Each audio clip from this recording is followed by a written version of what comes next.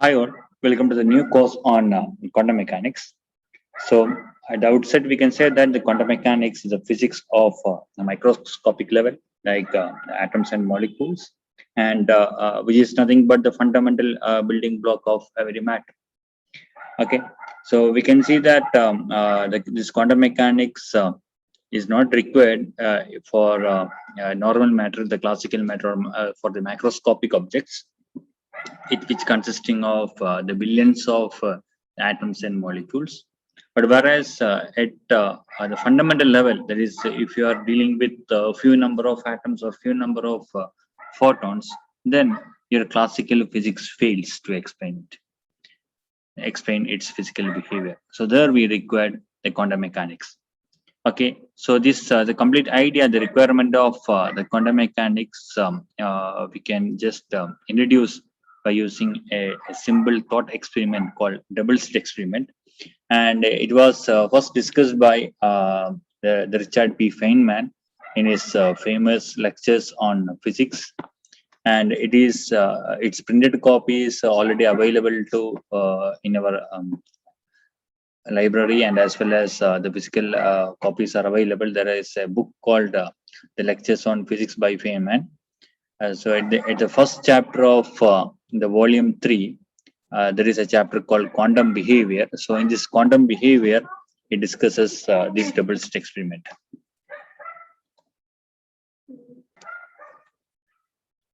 So in this particular lecture, what I am going to do is I will be discussing the quantum behavior of the system, that is the behavior of the system at the quantum level, using a simple experiment called the double slit experiment. And the double slit experiment might be familiar to everyone.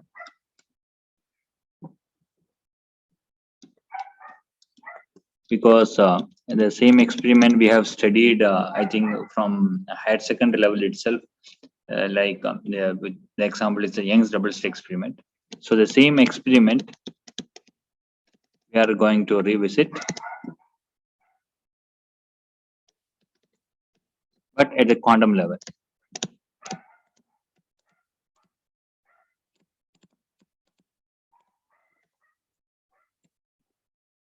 Okay.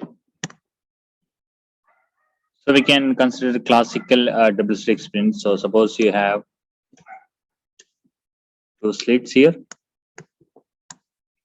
and a screen.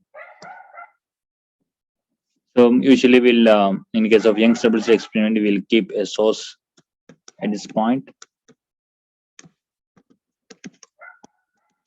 Light will be emanating at all possible directions. And there are two slits, S1 and S2. This is our original source S. So if you just close the slit S2, then the light will travel, light will come only through the slit S1, and you will get some intensity pattern on the screen. And if you plot the curve of the intensity pattern, that the graph would be like this.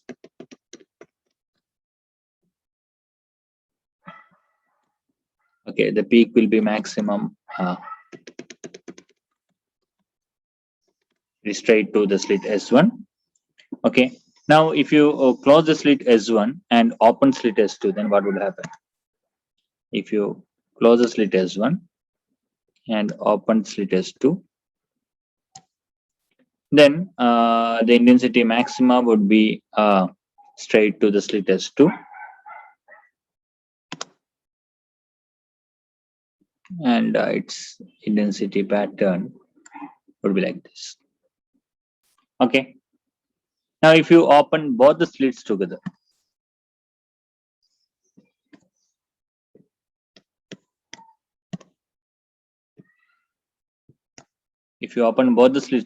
then how would be the intensity pattern on the screen?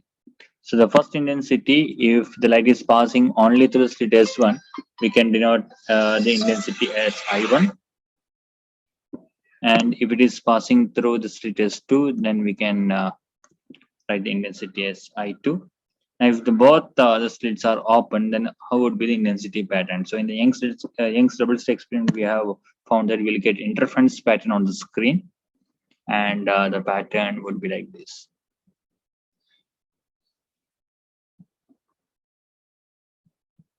So this will be the intensity pattern if both screens or both slits are open. Okay. So this is called, we can call it as a wave-like behavior of the system.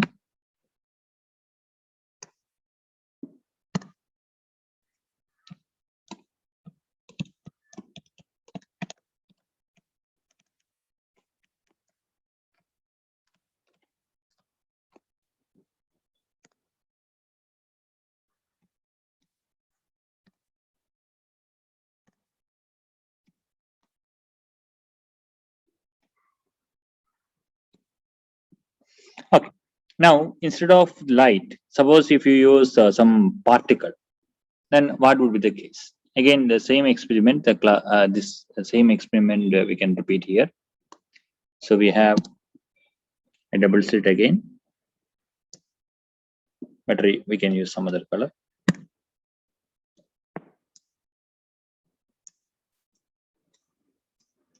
Slit S1, slit S2, and we have a screen here. Now, instead of light, here I am going to use a machine gun. Okay, so we can fire the machine gun in all possible directions. So we can, what we'll do is we'll rotate it, rotate the machine gun at very fast frequency. Then the bullets will move in all possible directions. Okay. Then okay. So then if you close the slit S2, then the bullets will travel only through the slit S1.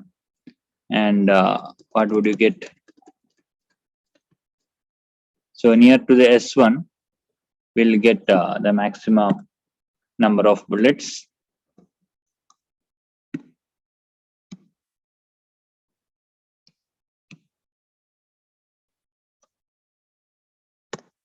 Okay, I think this, okay, so we have kept the slits very far from the slit.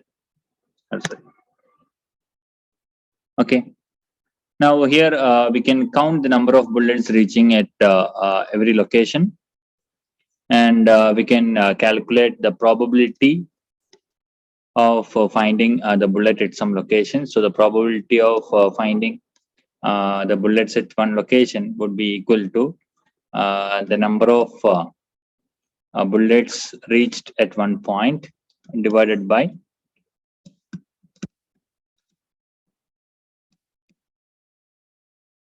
reached at a position, all divided by total number of bullets fired.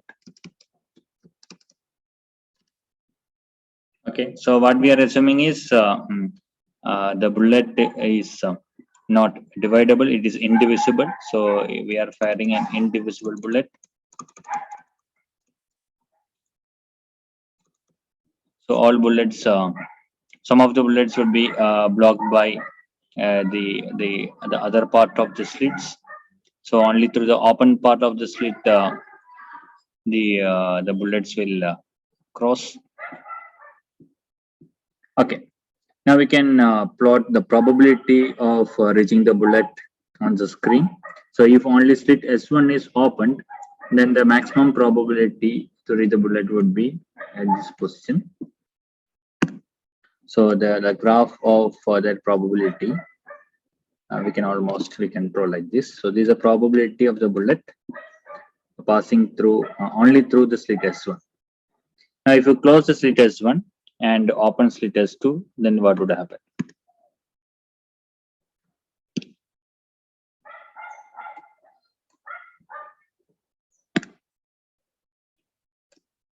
If you close slit S1 and open only slit S2, then only through the S2 the bullets will come, and the probability would be like this. We can draw it as P2. And if both slits are open together, S1 and S2, then what would be the probability curve? Then the probability curve will be almost like this. the probability would be maxima at the center of the screen, and it will gradually decreases when you are moving away from the center. Okay, so this kind of behavior is called particle behavior. So it is a direct contrast. The wave-like behavior and particle-like behavior we can distinguish from using by using a single experiment. So this kind of behavior is called particle-like behavior. Okay, so there are certain differences of our observation. So in case of light, what we have observed is intensity, but in case of bullets, what we have observed is the probability. So there is some striking difference between them. The intensity is a continuous quantity. Okay, whereas the probability which is coming over here, it need not be continuous, because the number that we are calculating here, it's a discrete number, because we don't have 1.5 bullet or 1.1 bullet. We're having either 1 bullet, 2 bullet, or 3 bullet, etc. So the number of bullets is quantized in the second case, whereas the amount of light reaching at some point is not quantized. Okay, so this wave-like behavior and particle-like behavior, we can differentiate it by using a double slit experiment. Okay, now what we'll do is we'll perform this kind of experiment using a microscopic object. A very easy producible microscopic object is the electron. Microscopic particle is electron. So the electron can be produced by thermal emission. This, if you heat a coil, you can emit electron. Okay, so so we can produce a electron by thermal emission. So and we can accelerate that electron by applying a voltage to it. So such kind of instrument is called electron gun, and we can perform a similar experiment using the electron. Okay, so we'll have 2 slits and we'll have a screen.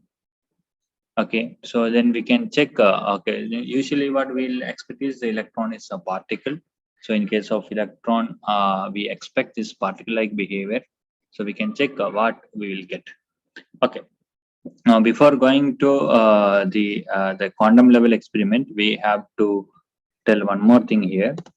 So if you look at the I12, the intensity when both the screen is open, the I12 is not equal to I1 plus I2.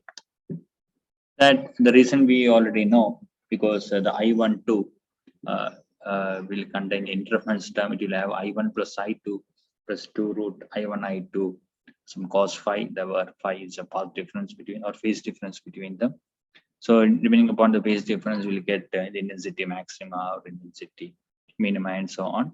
So due to the interference, the intensity of when intensity when both the slits are open is not equal to the intensity of the individual slit, intensity through the individual slit. Okay, now what about P12 here? So this graph we can call P12, the probability when both the slits are open. So here P12 is simply P1 plus P2. Okay, so it's a simple addition in the case of particle-like behavior, whereas in wave-like behavior it is not a simple addition. So there is additional terms which comes over there. Okay, now we can have double slit experiment at quantum level.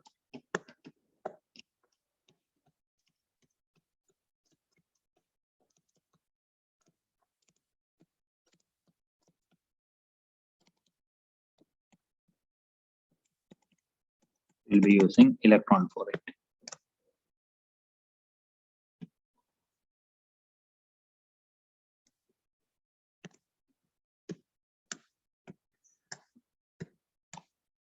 A double slit and screen. So we can use an electron gun. So electron gun is nothing but a filament, and you can use some voltage to accelerate this electron. Okay, so we'll be getting electron.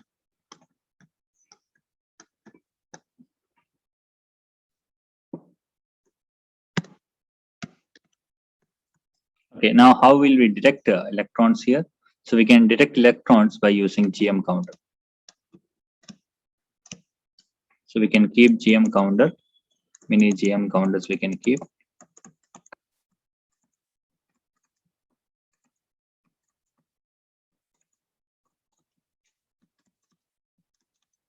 Again, the electron is indivisible. We cannot divide the electron. Okay, so in order to ensure that the electron is not divisible, what we can do is this GM counter can be connected to loudspeaker.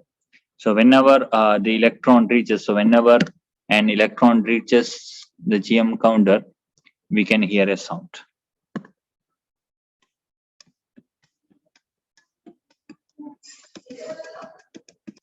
Okay, we can hear a click.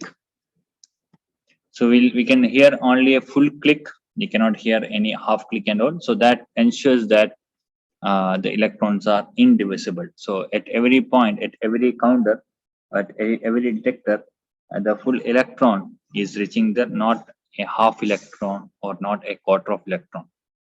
Okay, so that we can ensure by hearing the click. So this is our experiment setup. So we have electron gun,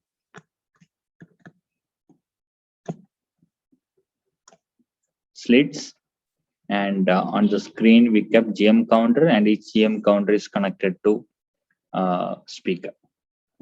Okay, now usually what will happen, the many electrons will come through the electron gun. So that means then it would not be possible to distinguish the different clicks. So what we can do is we can reduce the current through the electron gun, so that only it will emit one electron at a time. Okay, so we'll ensure that this electron gun emits only one electron at a time. So if only one electron emits here, then we can hear only one click at a time.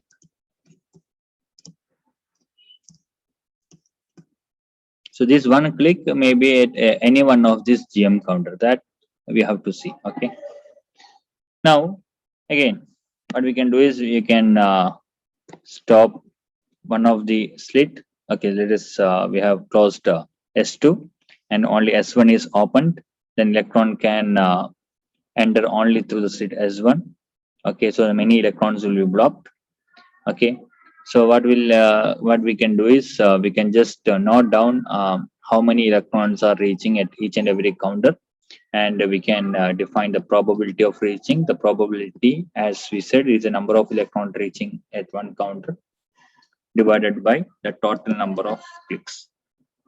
Okay, so capital N here is the total number of clicks, and small n is the total number of electron reaching at one particular counter. So then we can draw the probability of reaching electron when only slit S1 is opened. So in that case, if only slit S1 is opened,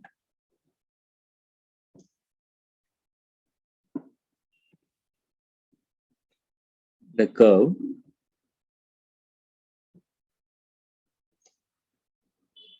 okay, that curve is already known to us.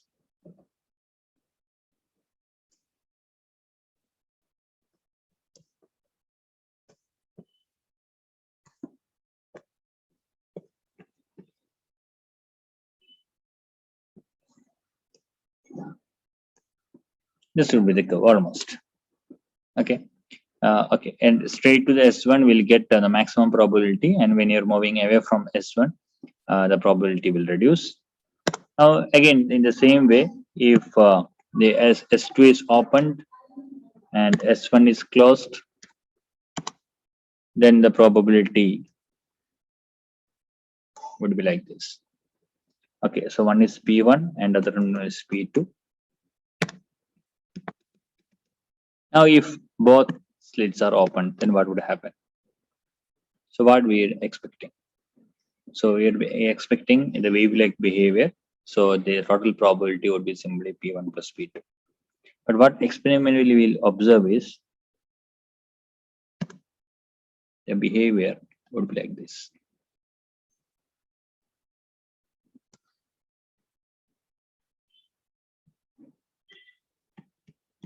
This would be our P12. So that means your P12 will not be equal to P1 plus P2.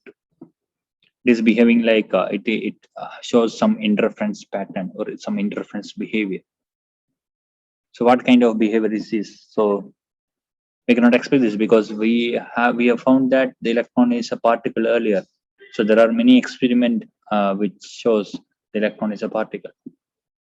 One particular experiment is the J.P. Thomson experiment. Sorry, J.J. Thomson experiment. So in J.J. Thomson experiment, he has calculated the ratio between the charge to mass. So we'll attribute the concept of mass usually for particle. So we could able to measure the mass of the electron, which is 9.1 in 10⁻³ kilogram. So that means the electron must behave as a particle, and we were expecting a particle-like behavior in this double slit experiment, but we will get a wave-like behavior. So what may be the reason for it? We are getting only one click at a time. So it draws a possibility that the electron is getting divided and reaching at different locations. So that is not possible. So how might be the interference pattern we are getting? So one possibility is that okay, so usually we'll get interference pattern if the electron is flowing to both the slits together, because in case of light that is the case. Some light would be travel through the S1, some light will be travel through S2, and these lights will reach on the screen together, and that interferes. But here we are emitting only one electron at a time. So then how we are getting an interference pattern? So one possibility is that okay, the electron might be dividing into two portions, and some of the one portion might be traveling through S1, one portion might be traveling through S2. Then it interferes and we'll get some pattern on the screen. So that is a possibility. So in order to check that possibility, what we can do is we can keep a light source near the middle of S1 and S2. So we can keep some light source. If we keep some light source, then what would happen whenever the electron passing through this slit, this electron will scatter the light and we can see a flash. Suppose if the electron is passing through S1, then we can see a flash here.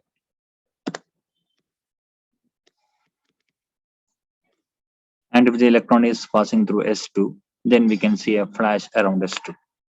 So in that way, we can ensure that whether the electron is passing through one of the slit or both of the slit. Okay, so then the people try to find that. Okay, so you kept a light source at the middle of S1 and S2, and we could able to find flashes on S1 and S2. Some of the electron is passed through S1, some of the light is passed through S2, and they have taken the complete data. Okay, then they calculate the total probability and plot the graph. Now, in that case, surprisingly, what they have got is if they kept the light source, the total probability was taking this kind of form. It is P12 is simply P1 plus P2. It's very surprising. So this is if you keep a light source, that means it produces a flash. Oh. So that means if you are able to know the path of the electron, then the interference behavior is gone. Then it shows the particle nature. It shows the particle behavior. Okay, so if you are able to know the path of the electron, so whether if you are able to know whether the electron is passed through S1 or S2, then it is possible to find. It is come to know that it shows the particle-like behavior. So how come? Okay, so then the people has told that okay, this might be the reason might be since we have used the Indian light source here. This the light source might be disturbing the path of the electron, the original path of the electron. So that is why it's changed the behavior. So then someone suggested that okay, we can reduce the intensity. So if you reduce the intensity, then it is possible that the momentum, the energy transferred to the electron might be lesser, and it will not make a much problem to the original path of electron. So they have reduced the intensity. So if you reduce the intensity, then the problem is we could not able to see the flash. Some of the electron might not interact with the light; it will just pass through it. So that means we can hear a click, no flash. Click means the electron has reached the screen, but we could not able to see any flash. In some cases, we can see the flash and click both. Then okay, then what they done is they made two different datas. So one data for the electron reaching the screen with flash and click, and the other one is only click, because that electron not interacted with the light and we could not able to see the flash. So if you reduce intensity, that is a problem because the number of photon is now decreased. Then the probability of electron photon collision may reduce. So then okay, so in that case, so if the electron reached the screen and if you are able to see the flash, just click, then this is a pattern I've observed. That is, it shows the particle like behavior. And if you can see only click and no flash, then that data shows this interference behavior. So it's really interesting. So that means if your experiment or if your instrument is capable to find the path of the electron, then it behaves as a particle. And if you're not capable, if your experiment setup is incapable to check the path of the electron, then it behaves as a wave.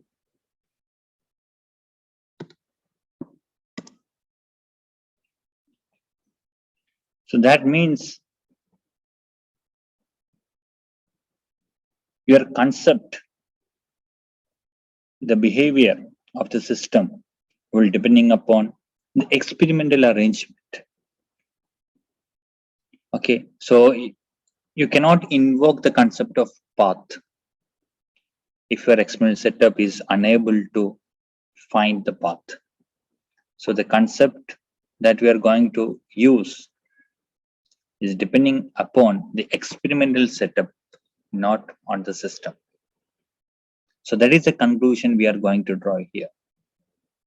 So in any given arrangement, the system will show either particle behavior or wave behavior, never both.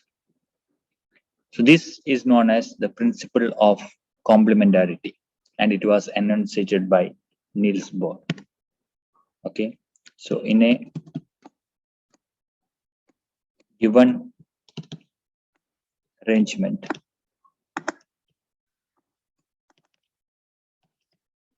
the system will either behave as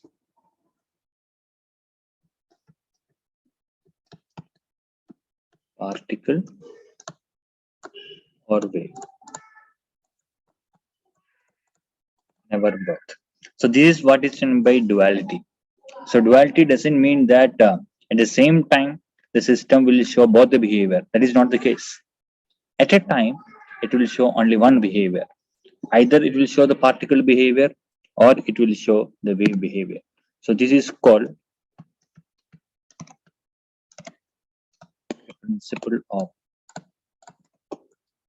complementarity.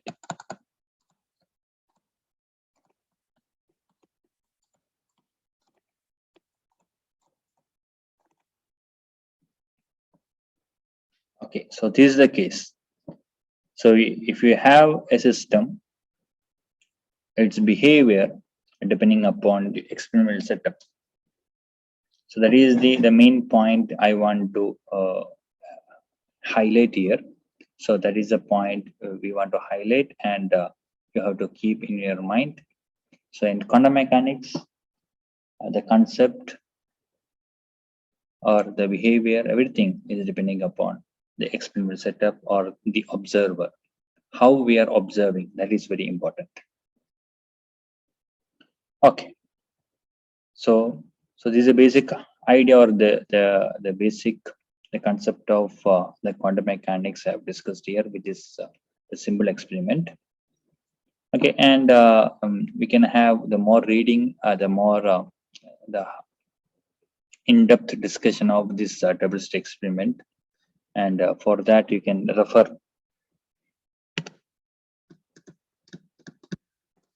lectures on physics,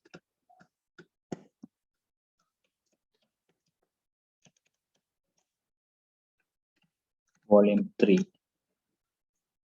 by Richard E. Feynman.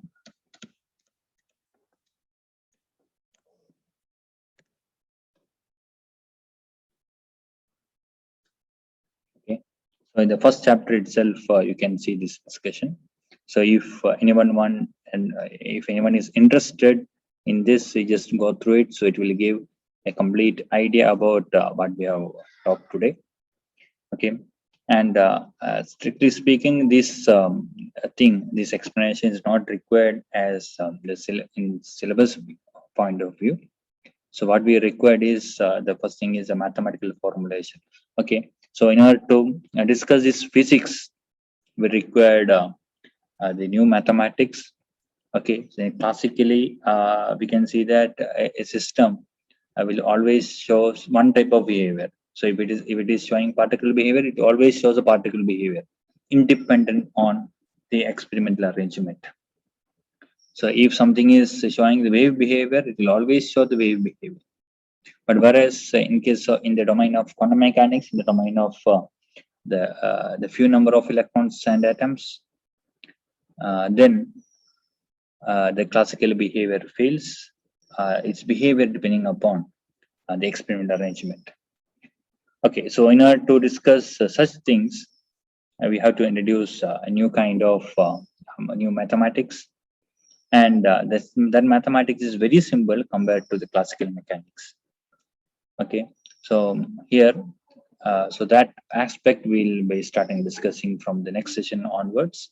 We'll introduce the mathematics required for it, and after that we'll going to how to use this mathematics to represent this kind of the quantum mechanical behavior of the system. Okay, so with this remark, I'm going to stop today's lecture. So we'll start the mathematical aspects of quantum mechanics next lecture. So thanks for watching. So please give your feedback in the comment window. So that would be very helpful for improving our next videos. Okay, bye.